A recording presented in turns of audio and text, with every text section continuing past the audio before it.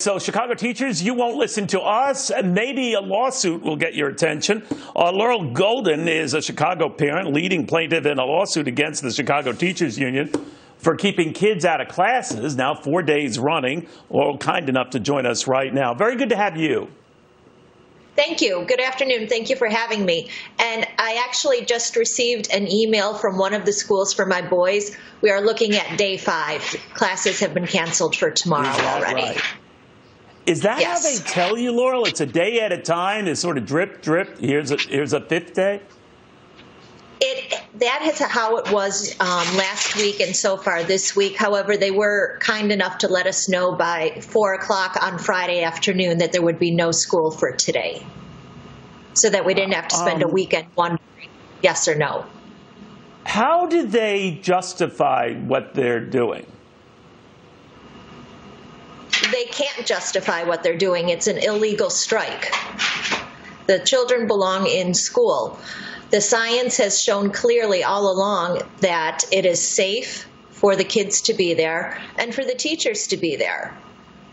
There's no other choice. The option is very clear. The teachers need to go back to school so the kids can go back to school and learn. They are falling so far behind, not just educational-wise, but also emotionally and socially. They are beginning to learn or lose their skills to interact with each other.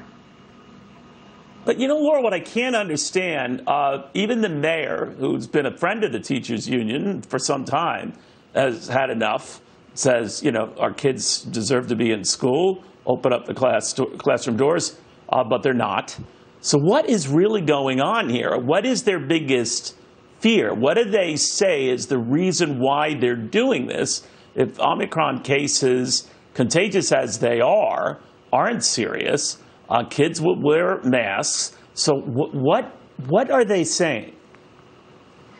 They're saying that they want to have metrics in place that they can close schools when the numbers get too high. They want to be able to say when they're open, when they can close. They want to have that power.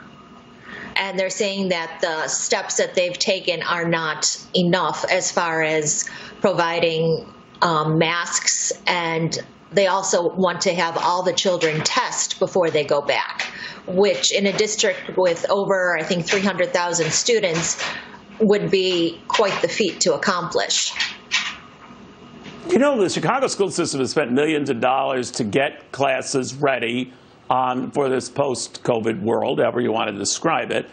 Measures, very pricey measures, have been taken to address all of your concerns, and they are still doing this. And now your lawsuit. What does the lawsuit demand? Yes. The lawsuit is to compel the teachers to go back to the classrooms. That is all that we want. We want them back in the classrooms where they belong, teaching our children. And when you raise your concerns, they seem very straightforward, very black and white. How do they answer? What do they say? They've obviously, their answer is no. They're not going back to the classroom until their demands are met. They're basically using our children as pawns. Our kids have been pawns since the beginning of this pandemic started 2 years ago.